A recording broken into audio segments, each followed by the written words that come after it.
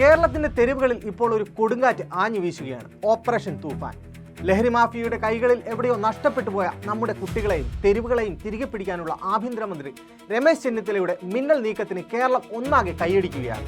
കേരളത്തെ വരിഞ്ഞു മുറുക്കുന്ന ഇത്തരം സാമൂഹിക വിപത്തുകൾക്കെതിരെ രമേശ് ചെന്നിത്തല അരയും തലയും മുറുക്കി രംഗത്തിറങ്ങുന്നത് ഇത് ആദ്യമല്ല. തൂഫാന്റെ ഈ ആർജവം കാണുമ്പോൾ വർഷങ്ങൾക്ക് മുൻപ് കേരളത്തിന്റെ ആഭ്യന്തരമന്ത്രി കസേരയിലിരുന്ന് അദ്ദേഹം പൂട്ടിക്കെട്ടിയ മറ്റൊരു വലിയ അഹങ്കാരത്തിന്റെ കുങ്കിന്റെ ചരിത്രമാണ് വീണ്ടും ചർച്ചയാകുന്നത്.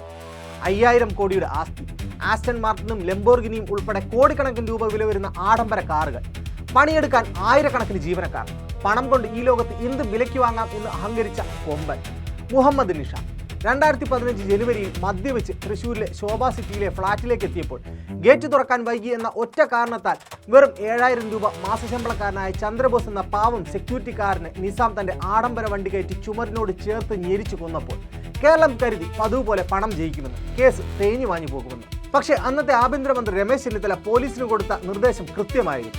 കേസ് പഴുതടച്ച് അന്വേഷിക്കണം. തെളിവുകൾ മായ്ക്കാൻ കോടികൾ വാരിയെറിഞ്ഞിട്ടും ശാസ്ത്രീയ അന്വേഷണത്തിനൊടുവിൽ വിധി വന്നു. ജീവപര്യന്തവും 24 വർഷം കഠിന തടവും.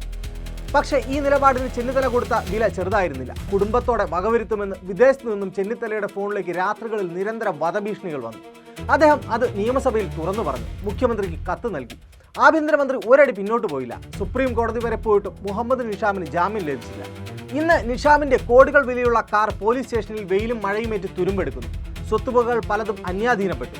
AC മുറിയിലെ പതുപതുത്ത മെത്തയിലുറങ്ങിയ അയാൾ ഇന്ന് വെറും നിലത്ത് ഒരു പായ വിരിച്ച് കൊതുകുകടി കൊണ്ട് കിടന്നുറങ്ങുന്നു.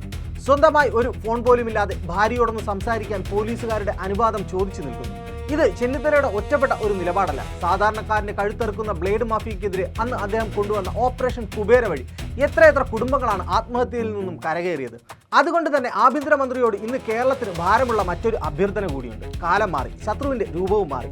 പണ്ട് കടത്തിണ്ണയിലിരുന്ന് ബ്ലേഡ് പലിശ വാങ്ങിയവർ ഇന്ന് നമ്മുടെ സ്മാർട്ട് ഫോണുകൾക്കുള്ളിലെ ഓൺലൈൻ ലോൺ ആപ്പുകളായി രൂപം മാറിയിരിക്കുന്നു.